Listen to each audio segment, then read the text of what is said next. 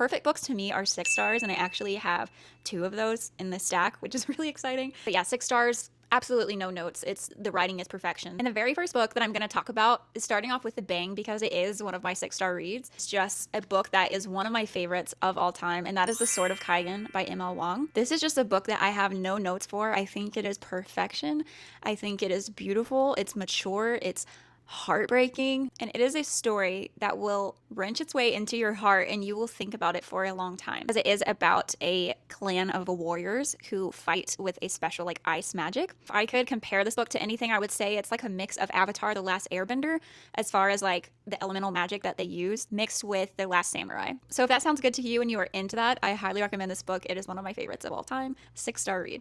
Okay, I'm so excited for this next one because this was my other 6 star read of the year, and this one just really surprised me because I was not expecting it. I literally just picked it up, knew nothing about it, and it ended up being incredible, and that is Wild Dark Shore by Charlotte McConaughey. This book just like really blew my socks off. I had never read anything like this before, and I never read this author's writing before, and it was very poetic and lyrical.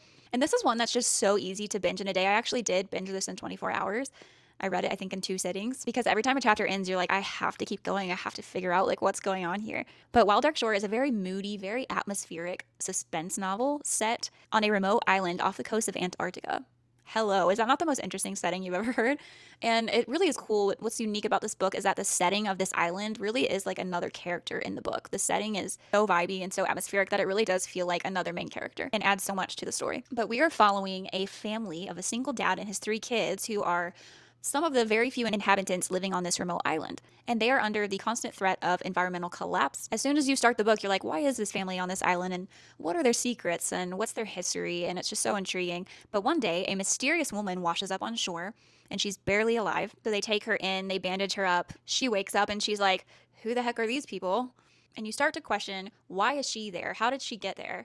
What is she hiding? And she's wondering, what is this family hiding? And as they start to engage with each other, she starts learning more about this family, and they start learning more about her, and her presence really just interrupts the balance of their family and their everyday life, and some long buried secrets start rising to the surface. I think this book is great for really any type of person. It's just super intriguing and different, and I've never read anything like it. I will be recommending this forever.